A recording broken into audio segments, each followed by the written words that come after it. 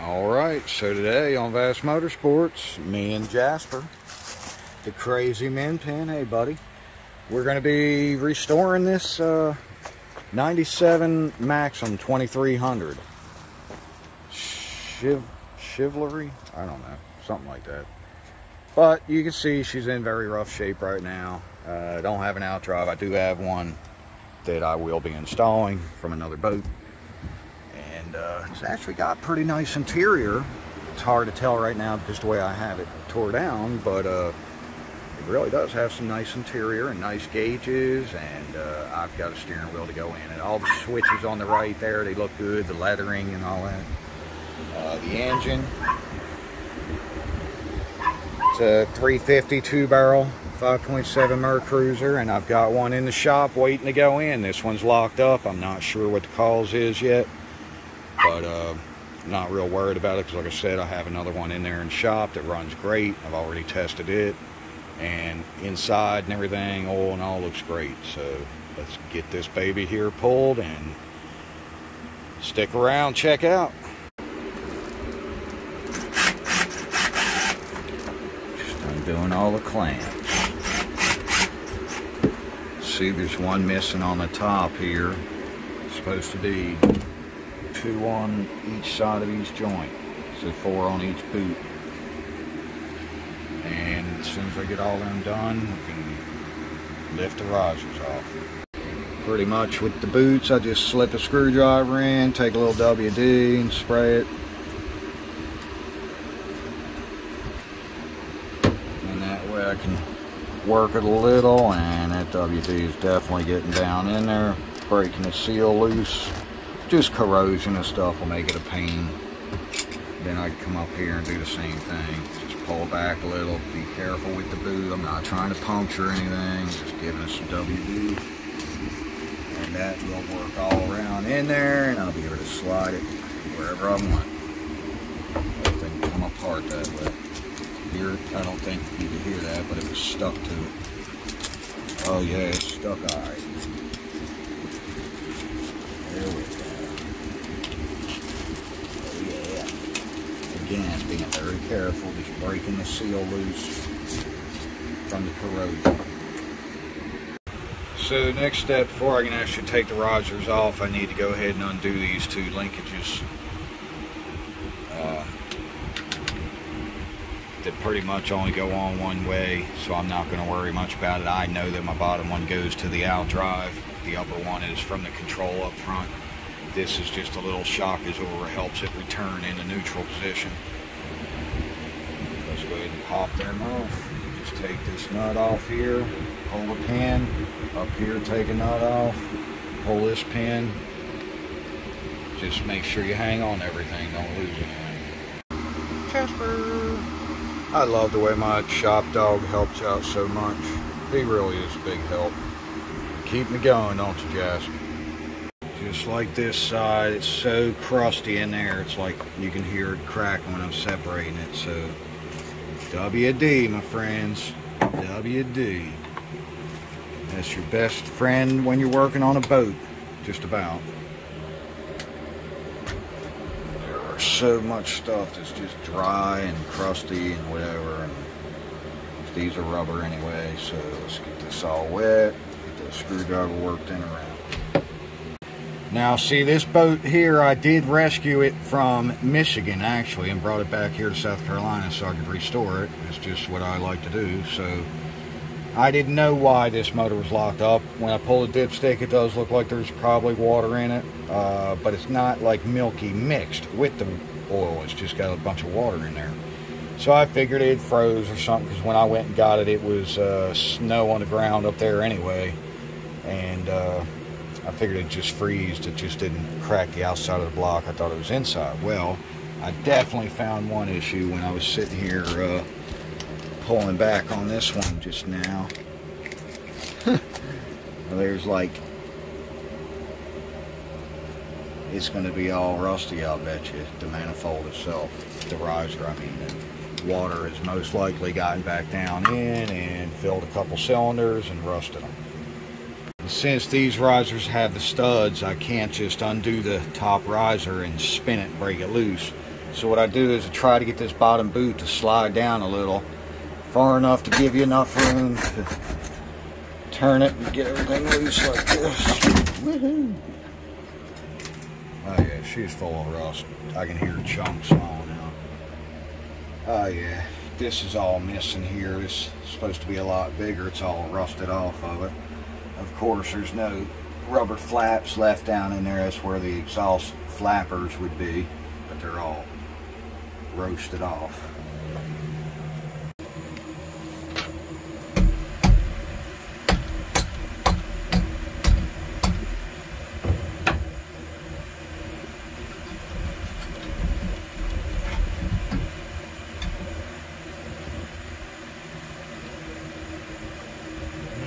She's pretty crusty. So I took the riser off. Now I'm going to undo the 4 bolts here right across the manifold. And normally would have a hose on the bottom right here that comes up around to the nipples here on the water outlet housing. But I've already stole them off, obviously. This was a complete engine, and over the last year or so that I've had it, I've stole all kind of parts for other boats and jobs. The 2-barrel carb and stuff, I switched on another one. I stole the whole harness off of it because I needed it for something, but luckily the engine in there that I have to replace this is a complete turnkey engine anyway, so I don't really need any of these extras. I'm just going to drop that one in.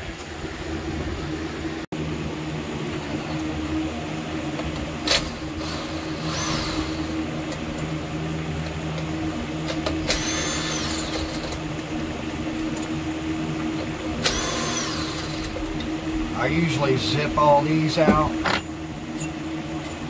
and then leave one in the middle area so that I can grab it, support it. These are not light. Now, see, I didn't realize the spark plugs are already gone. So I don't remember pulling the plugs. I'm pretty sure I went ahead and robbed the wires off it because I know I put I took the distributor out and used it also. But I'm looking in the ports here and they're actually not all rusty like I was expecting to see. So it must have if this side is just black like that inside the holes and no rust, then it did take on water through the valley, you know, where the lifters are. It must have cracked it when it froze. Alright, so I definitely found an issue, one of the issues why it's locked up. There's one port, 2, 3. Do you notice a difference with this one? All the rust. Even the manifold looks pretty good. Well, I see some flakes all down in there. But then you got this, that's bad. So that's definitely the cylinder that is probably locking the engine up right there. And like I said, I don't usually like to be bending over and stuff and doing the manifolds and all that while it's here. But it does make it a lot easier to get to the bolts because that's what that one is, the rear bolt like I was talking about, and there's another one over here on this side, so it gives you a lot more room to work on it. It's just I like to set them in as a complete unit. Next, I'm zipping out these power steering. This is just a little piece of bracket that's on the front half. It will separate here. It's not like a Chevy or GM bracket, even though it's GM pump, Delphi or whatever. It'll separate here, and as you can see, there's a nut on the outside. And then this is a stud, and it's acting like a spacer here. So let me take these out. We're going to take the power steering out. Now that the riser and manifold's off, I don't want to even undo these lines. I'm just going to lay the whole steering assembly over to the side because it's its own system. It's not really connected to this. So I'm going to undo the clamp here on the cooler and lay the cooler back out of the way. Next, I need to undo this hose because that's part of that cooler setup. That's where the fresh water is coming in from the back of the engine from the outdrive where it's getting pumped up by the Alpha 1. Comes around underneath the very bottom of the engine over here and then runs up into here. Just take my little tool here, get it all broke free. Again, little shot of WD in there would work wonders, but I'm working one-handed. And we're just going to lay that at the very bottom down here out of the way. It's actually under the motor mount. So next I just need to get this bolt down here because the alternator and the power steering are going to stay on this one big bracket. And I can lay them over out of the way. And this lower cooling pipe, it does use the bottom bolt of the motor mount. So it's got a little bracket. I'm not sure you can see this bracket here. I got to undo that one bolt right there, 9/16. And this will drop down out of the way because it is under the motor mount. Pretty much all these bolts have been 9/16. Everything on here just about is standard when it comes to all the mounting bolts and stuff, accessories that are on it. These down here, I'm going to undo these on the bottom going to the boat instead of up here at the top because you have to have the motor at a certain angle to be able to, when I go back in, to drop it in the back and then let it fall on these. And it's just too much trouble, especially in a tighter boat like this. I don't always like taking these out of the floor because this is a wooden stringer and I don't want it to mess anything up, but that gives me a chance to see if there's any rot going on. And if these bolts, sometimes the threads will be rotted away a little bit and it's better to go back with a new bolt even if you're going into the same wood. But that'll give me a chance to zip those out and take a look, and they're 3/4 and so are the back bolts here. And I do have a lot more room to get to them now. You would normally have your ground wire hooked up back here on this stud, but it was already undone because, like I said, I robbed the harness off this one before. I went ahead and undid this so the cooler will lay out of the way. Now none of that is hooked to the motor. Your starter's on this side on the Mercruiser. Normally you would have your main hot wire going to it and a wire or two coming off that's going to feed your harness. So I remember when I first bought the boat and I was under here messing around, I could tell somebody had broken this stud before. So they were definitely messing with it, trying to get it to run or whatever. And I just undid all the wires that were left. Pretty simple setup. So it's getting very close now. And I'm not going to take these couple accessories off because when I pull it up and come forward a little, like I said, it'll turn and give me plenty of room to come out that way. Now without the manifolds and such.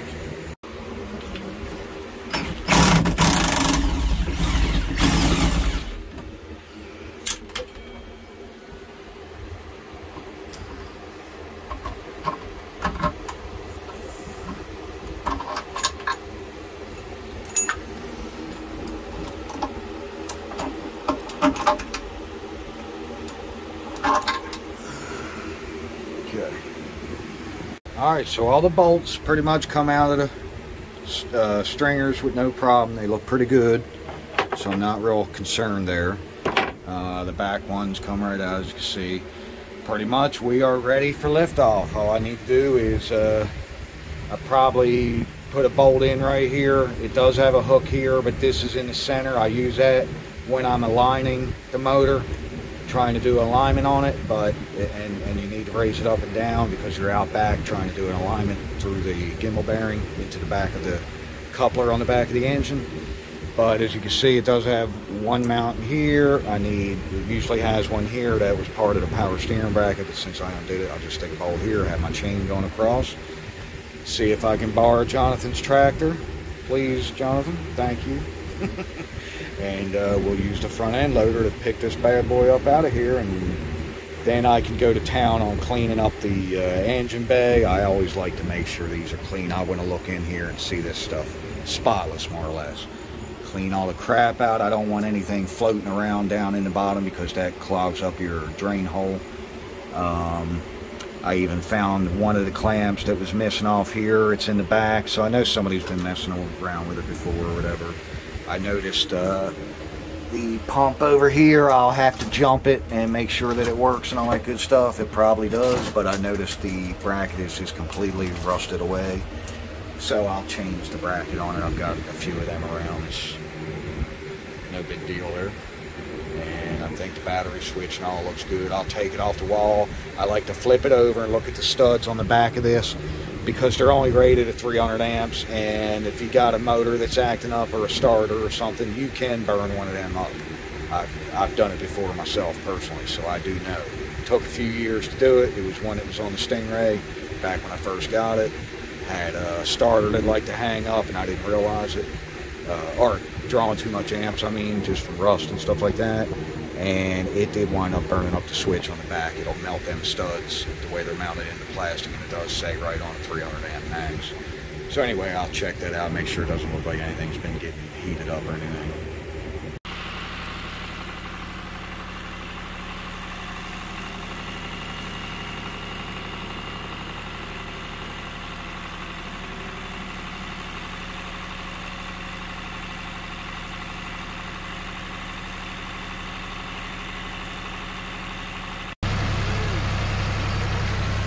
Fixing to lift it on up.